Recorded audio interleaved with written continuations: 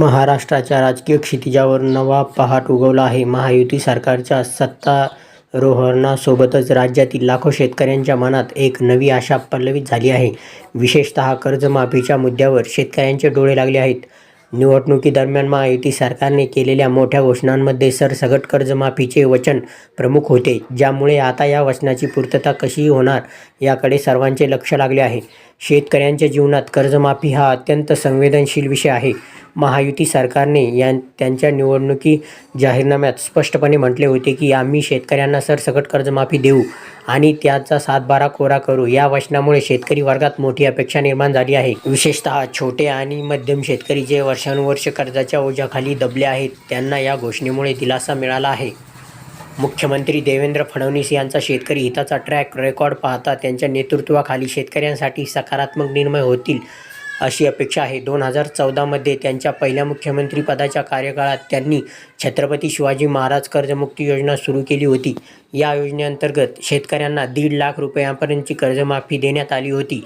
त्यानंतर 2019 मध्ये महात्मा ज्योतिराव फुले शेतकरी कर्जमुक्ती योजना राबवली गेली, ज्यामुळे अनेक शेतकऱ्यांना मोठा दिलासा मिळाला.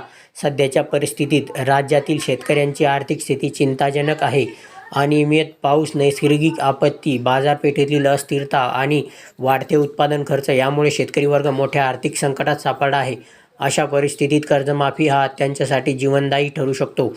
विशेषतः ज्या शेतकऱ्यांना आजपर्यंत कोणत्याही कर्जमाफी योजनेचा लाभ मिळालेला नाही, त्यांच्यासाठी ही योजना विशेष महत्त्वाची ठरणार आहे. नव्या कर्जमाफी योजनेत काही महत्त्वाचे मुद्दे विचारात घेतले जाणे अपेक्षित आहे.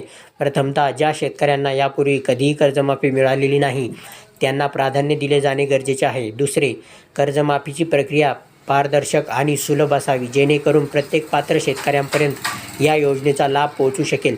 तिसरे, कर्जमाफीसोबतच दीर्घकालीन शेती विकासाच्या योजनांचाही विचार व्हावा, जेणेकरून भविष्यात शेतकऱ्यांना पुन्हा कर्जाच्या जाळ्यात अडकावे लागू नये.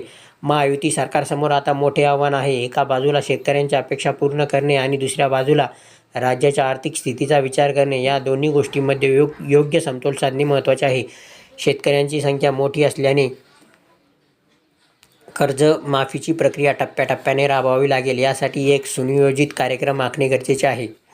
कर्जमाफीच्या लाभार्थ्यांना त्यांचा सातबारा कोरा करण्याची घोषणा देखील महत्त्वाची आहे. यामुळे शेतकऱ्यांना नव्याने कर्ज घेण्यास मदत होईल आणि त्यांचे शेतीचे व्यवसाय पुन्हा सुरळीत होऊ शकतील. परंतु यासोबतच शेतकऱ्यांना आधुनिक शेती तंत्रज्ञान, सिंचन सुविधा आणि बाजारपेठेची माहिती यांसारख्या सुविधा उपलब्ध करून देणे देखील तितकेच महत्त्वाचे आहे.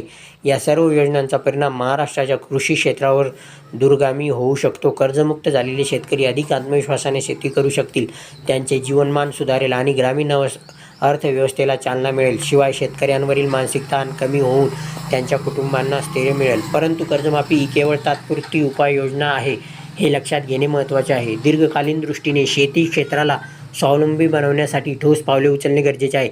यामध्ये शेतीचे आधुनिकीकरण, सिंचन सुविधांचा विकास, शेतमालाला योग्य भाव मिळवून देणे आणि शेतकऱ्यांचा वित्तीय साक्षरतेचे प्रशिक्षण देणे या गोष्टींचा समावेश असावा. अशाच नवीन अपडेट्ससाठी चॅनलला सबस्क्राईब करा.